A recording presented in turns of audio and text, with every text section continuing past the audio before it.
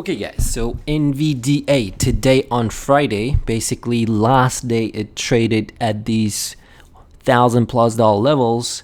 So officially from Monday 10th of June, it's going to be trading around $100, $120, 121. So what I'm watching from here, so we did have a pretty big run up after this breakout of 958. So let's take a look. At the moment, they have also dividend payout on 11th of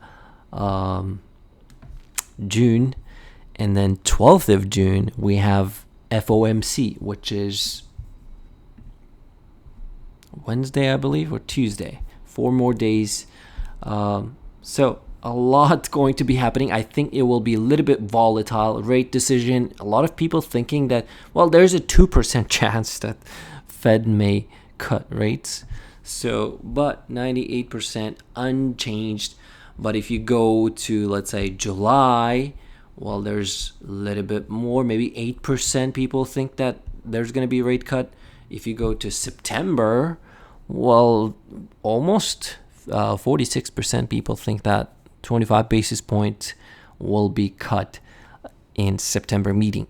But we'll see. But this is not about rate cut decision, but there will be a FOMC meeting on, basically next week after NVIDIA report, basically splits. So here are the levels. I was watching this resistance of 1150, so it's going to be 115. Let's pull up the moving averages for the stock at the moment.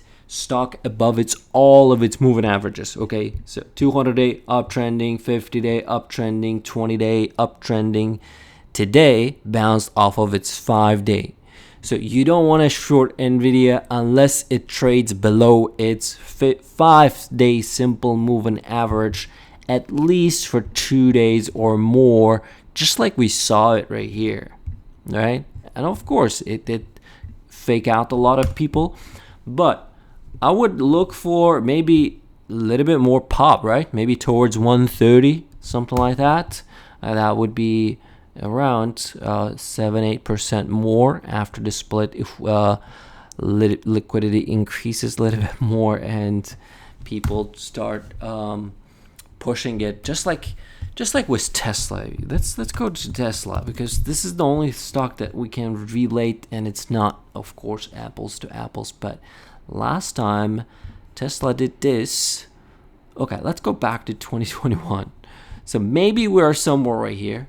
I don't know. But leading into the 5-1 split, it was running up and up and up. And the day of the split, basically the first day when it traded that split day, 5-1, which is 2021, I believe.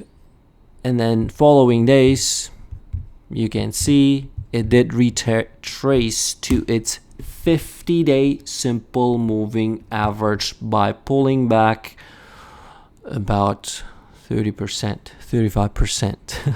Is it going to happen with NVIDIA?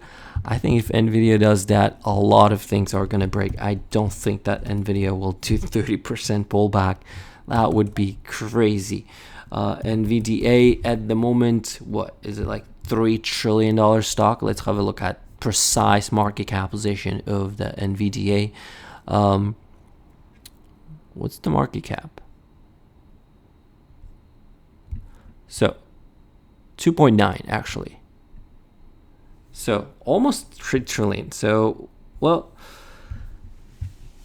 I'm going to be watching to similar action. No matter what it does, I don't think it can definitely pull back. 25% would put it at its 50-day moving average. Maybe on a split basis, $95 level. But before that, we can definitely see stock try to push a little bit more. And then I'll be watching as a support possible 115 and 105. And then I'll be watching 96 or so after the split. Of course, it's pretty easy, so 10-1, same levels. So that's what I'm watching for NVDA. I'm not gonna. Well, if you have options, I mean, it's going to basically change identical, but I think implied volatility, IV might drop after the split. So you gotta be careful if you're trading it after Monday, especially maybe Tuesday going into the FOMC, maybe after FOMC. Options will crash pretty big time, in my opinion, because at the moment, well, let's take a look. What is it pricing in? Option market is pricing in going into June 14th. You can see a little bit elevated IV, like 9% more or so, 59%, and it's implying that it can move up or down 77 points, which would be, 2x of its almost average true range, and 77 points for NVDA in a week. That would be about plus or minus 6.5%.